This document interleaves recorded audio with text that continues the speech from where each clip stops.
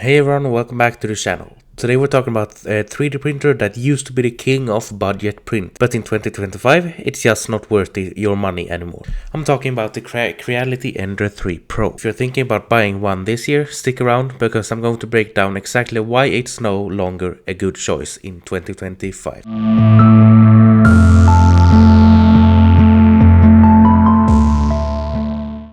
Let's start with the hardware. The Ender 3 Pro came out back in 2018. That's 7 years ago. In tech years, that's ancient. It still ships with an outdated mainboard, a noisy stepper motor system, and a bed leveling process that's entirely manual.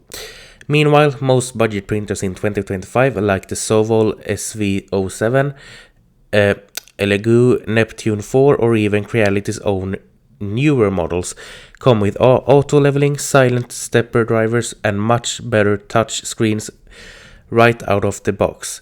Buying an Ender 3 Pro today is like buying a 2010 smartphone in 2025. Sure, it works for most part, but you're going to feel the pain of missing newer features immediately. Second is the hidden costs. You might see the Ender 3 Pro listed for cheap, sometimes under $200. But here's the catch. It's basically a DIY kit that requires upgrades. If you want consistent print quality, you'll probably end up buying a glass bed, an auto bed leveling sensor like the BLT Touch or CR Touch, a silent mainboard, dual gear extruder, better springs, and maybe even a direct drive kit. Add all that up and you spent way more than if you just bought a modern printer with all the features included, like one of those that I mentioned before. Third reason is reliability. The Ender 3 Pro is great for tinkerers who love modding, but if you just want to print, it's a headache. You'll constantly deal with bed leveling issues, inconsistent extrusion, and print failings overnight. Newer printers in the same price range are practically plug and play.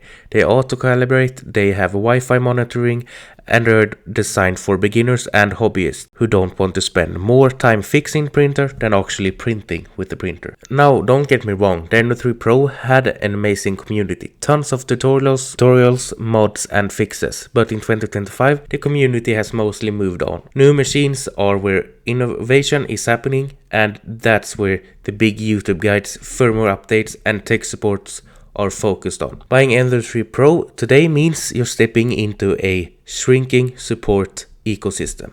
So should you buy the Ender 3 Pro in 2025? Honestly, no. It had its glory days and it was one of the most important printers in 3D printing history, but now it's outdated, requires too many upgrades, and there are far better options for the same or even less money.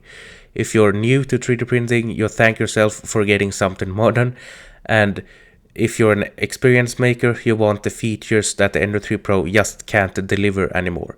The only reason I would see you buy one now in 2025 is if you go to Facebook Marketplace and get one for like $20-30, but that's almost never going to happen. That's just in very rare cases where someone just don't want to throw their printer out. So yeah, but that was all for this video. Thanks for watching. If you found this helpful, please drop a like, hit the subscribe button, and let me know in the comments what printer you think gives the best value in 2025.